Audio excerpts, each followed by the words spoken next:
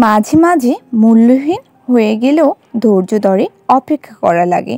আপনার সময় এলে আপনি ঘুরে দাঁড়াবেন। মাঝে মাঝে কারো অবহেলা সয়ে নিতে হয়, উপযুক্ত সময় এলে তাকে জবাবটা জানাতে হয়। এই যে আপনার স্থির থাকাটা আপনাকে শিক্ষা দেবে আপনার সময়গুলোকে কিভাবে খরচ করতে হয় তার উপযুক্ত করে তোলে। কারো মিষ্টি কথার ফাঁদে মাঝে মাঝে আটকা পড়তে হয়, তাহলে মানুষ কত মুখোশ পরা মুখ আছে তা দেখার সৌভাগ্য মিলে। মাঝে মাঝে ঠকে শিখতে হয়। মানুষ মানুষকে কিভাবে কত আয়োজন করে ঠকায়। আপনি কখনো আপনার জীবনের খারাপ অভিজ্ঞতা খারাপভাবে নেবেন না। আপনি মনে করবেন আপনার পুরনো জীবন একটা মাইল ফলক পার করতে এই ঠকে যাওয়া। মানুষের অপমান, কথার তীক্ষ্ণ দ্বিধা হওয়ার যন্ত্রণা, কারো মিথ্যা মুখোশ সবই আপনার মূল্যবান শিক্ষা।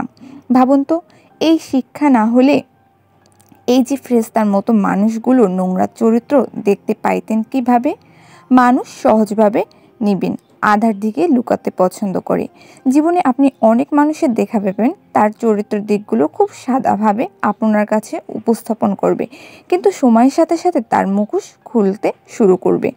এক সময় জানতে পারবেন এই সাদা মনের ভোলা ভালা মানুষই চারপাশে বোকা মানুষ আছে, আর সেই মানুষগুলোই কত ভয়ঙ্কর চিটার ও বাটপার।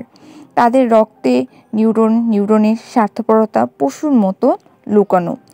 আপনাকে তার স্বার্থের আঘাত লাগে আপনজন প্রিয়জন থেকে নিজেকে সরিয়ে এনে আপনাকে নিলামে তুলতে হবে। তাই দুনিয়ার চিড়িয়াখানায় স্বাগতম আপনাকে। এই চিড়িয়াখানার টিকিট কাটতে হবে না। মানুষের চেহারার সার্কাস সময় সময় অপেক্ষায় দেখতে পারবেন আপনি নিজেই।